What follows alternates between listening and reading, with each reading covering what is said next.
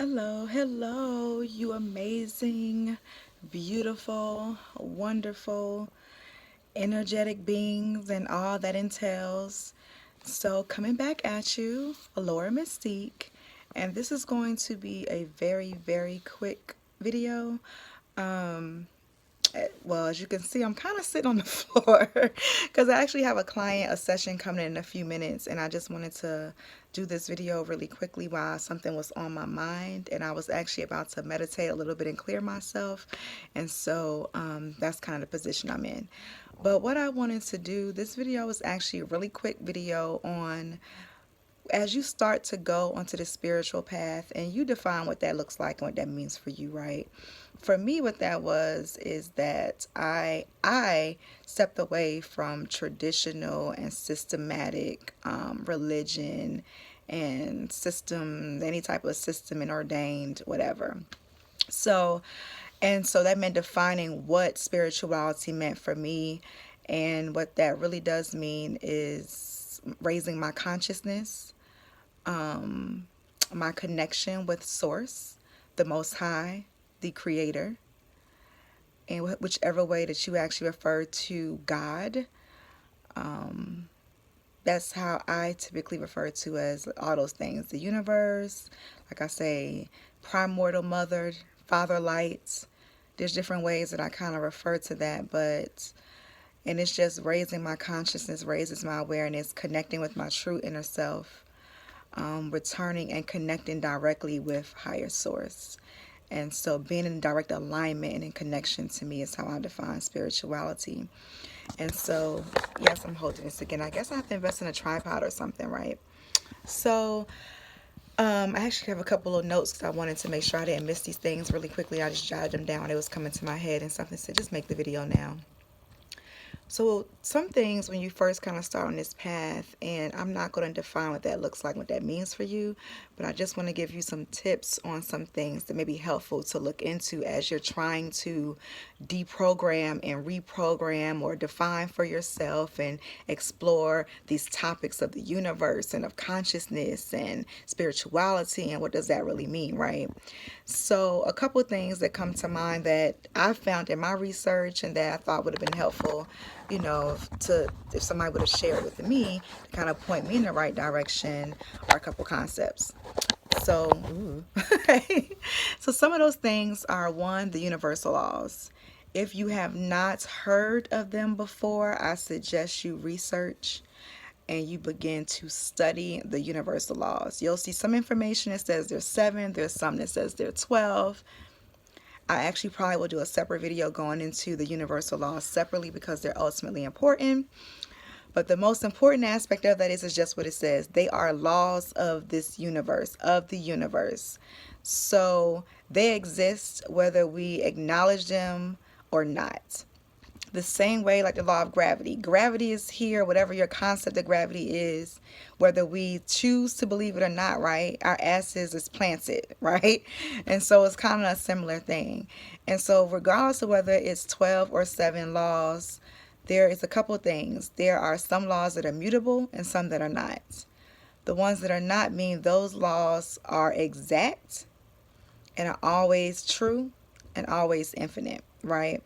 And so it's really important to, or I found it important to really learn those laws, because as you study those, you will start to be able to apply and see how they've impacted your life.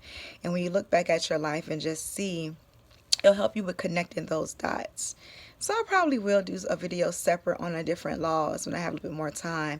But that's one thing that I want you guys to really begin to study. And also we have alchemy.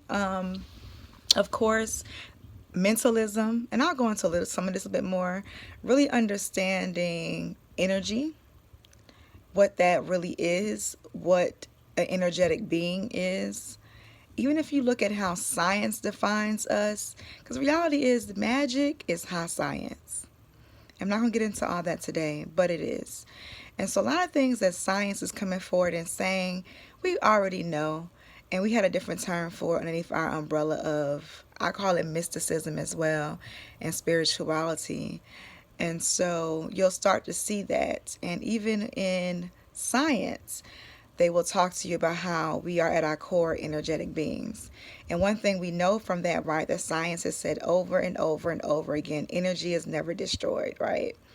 And well, I'm not gonna get into that because that's a little far-fetched, a little whatever with as far as destroying. But typically, let's just go with the umbrella of that right now, that yes, energy is never destroyed. So if you think about that, it's like, what does that mean, right? So if energy is never destroyed, what happens when you physically die and leave this body? So if you haven't believed in reincarnation or don't subscribe to reincarnation, what I just challenge you to just think about and to question and to wrap your head around and what your beliefs are is, if energy is never destroyed, what happens to you as an energetic being when you leave this physical body? The aspect of going to heaven or hell, which is so finite, right? And it's so definite, it's so ending. And so if that was the case, then wouldn't even heaven and hell be constantly transforming? Like, it wouldn't be in this one state, right? And so it's just start questioning, start thinking about some of those things. Chakra system, which is related to energy, so that's definitely important as well. So I'm beginning the major 7 chakras is a good place to start. I actually did a chakra course with 2 amazing ladies a few months ago, and we're going to be doing that again, but I will come back and do a video on the different chakras as well. Okay, so religion. I suggest thinking about what has caused you to break away from traditional religion or to start to question religion and to do your own research. Just really research some of the things that you've been taught, heaven, hell, demons, angels, whatever that is, and see what resonates with you, what sparks your interest.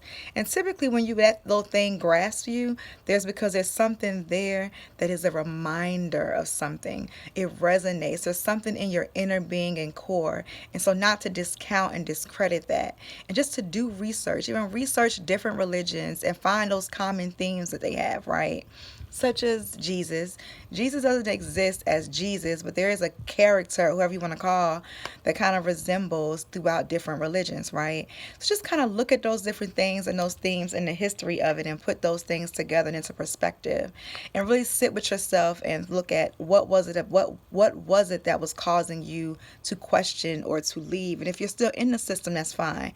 But just to question maybe the Bible or some of the rules that were being taught, or some of the things that just don't sit well with you. Ancestors. I can't stress enough the power and the influence of ancestor veneration. And if you do not understand what that means, that's okay. Like I said, we'll talk about some of this more. But scientifically, epigenetics. So if you want some proof and want to start somewhere, even look at epigenetics and how it talks about us being connected and how more than just our physical DNA, those chromosomes, those genes, whatever is passed down to us from those who came before us, hence our ancestors. And once you start to research that and learn that and connect those dots, you'll even see how there's so much before you that's a part of you, and it will start to explain different things and phenomena that's probably occurred into your life. The next thing that I can't stress enough is meditation. And I know a lot of people say, oh, I can't meditate, I can't quiet my mind, and et cetera, et cetera. And one, I want you to kind of throw that out the window as far as what you think meditation is, what they've told us, because the reality of it is not many is quieting your mind. And it's not about that. It's not about never having a thought while you're sitting in this space.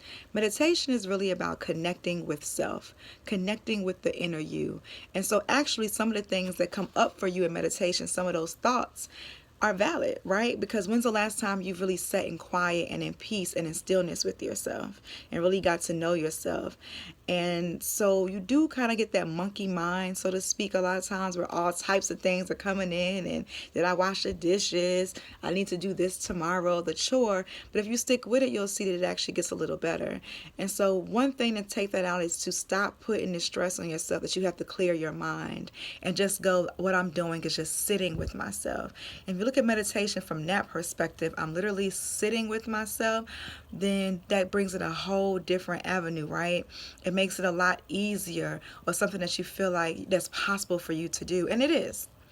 And so when you start and come from that perspective, it won't seem so overwhelming. And when you sit with yourself, acknowledging what comes up for you, journaling it, jotting it down, taking notes, video diarying it, whatever it is, and just then kind of going back. And we'll do, like I said, we have to, because this is too fast to do a little brief video on, but I'm just giving you some things of starting points. Some of my favorite YouTubers, Ashera, Star Goddess, she is amazing with learning alchemy. She breaks down alchemy very detailed, and so it can go over your head if you're not familiar with it at all. So you may want to research some of her previous videos from original videos before she started getting into a lot of complexities. But she's really good for breaking down alchemy. My mentor, which is M. Rain, also known as Lucretia Haynes Reno, she is also on YouTube and has an amazing amount of videos on spirituality, mentalism, alchemy, just all these different things. There is S. Ali Myers. I follow him, and his videos are very helpful for me with, especially with ancestral work and altars. Pretty Boss TV, I follow her well. She has a wonderful page too. And so many other pages I'm not going to really get into right now because it's more about delving into magic. And while most of us did come in and kind of jump into, oh, it's fun, or I want to do candle magic or love spells or all these different things, the things that I mentioned to you today are really with the foundation and the core that you really should kind of take heed to, because you'll start to see when those things are not in alignment and flowing and you're not in alignment with them, the spells aren't working, right? Your manifestations aren't coming to fruition. And it's because we're working against the universe. We're not working in harmony and flowing with the universe. And so ultimately what I would say start with is the universal laws, because that's going to just break down how the universe operates. If nothing else, to start there, you can look at like the Kabbalah, has a lot of information on that as well. And what I call mentalism, because the universe is mental, all is mind. And that's a concept that's hard for many to grasp, but it's true. And so when you start to really research that and look into that, and actually, let me give you... Yeah. So like one thing I wrote down, so mentalism, this perspective, because you'll find things about magic and psychic abilities and all these things, which is true. But I look at it more from the psychological definition of mentalism and the spiritual component, which has to do with like your thought processes, consciousness, your cognitive awareness. So when it says all is mind, it's saying the universe is mental. Thoughts lead to the manifestation of things and events.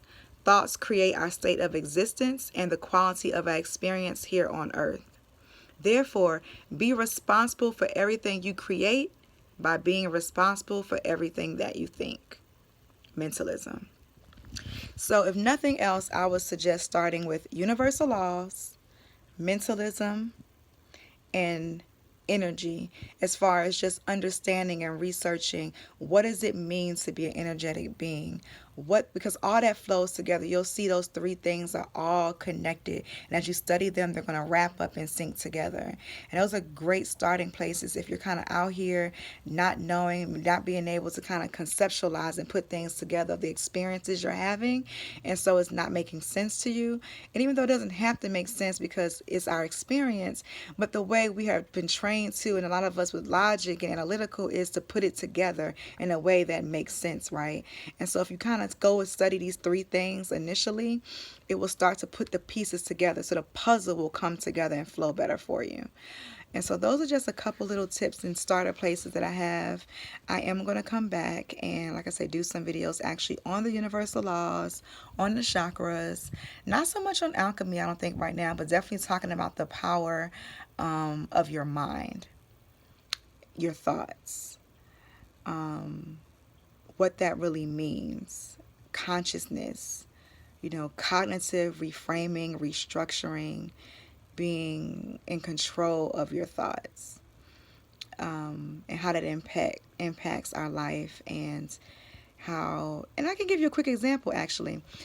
And this is just to show you how real this is, okay? So most people, you ever remember or notice that, like, if you have a favorite car, a car that you want, you see this, like you just been thinking about this car, or you get the car, then all of a sudden you see this car everywhere on the road, right? It's like everywhere I look, I see this pearl white car, or I see that Porsche that I want. I want a Porsche. See that Porsche that I want.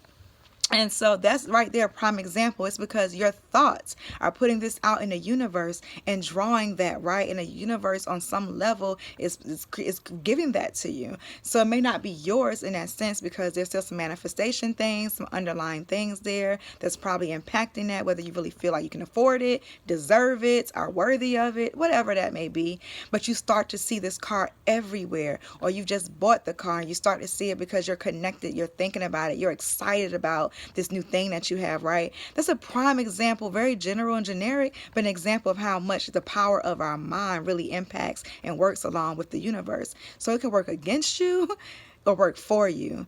And so by controlling your thoughts, it's going to work for you, which working for you is just honoring your higher self and the things that you really want to manifest and your true inner desires and self.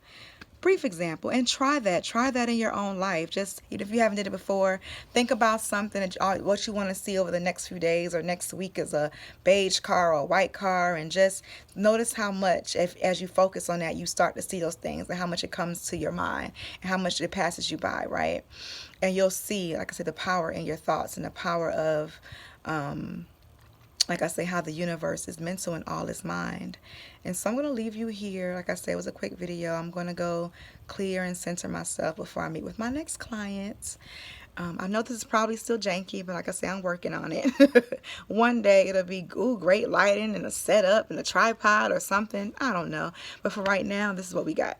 So I am signing off and wishing you an abundance of love and of light, self-love, prosperity, healing, consciousness, high vibrations, and checking out Allure Mystique. Bye.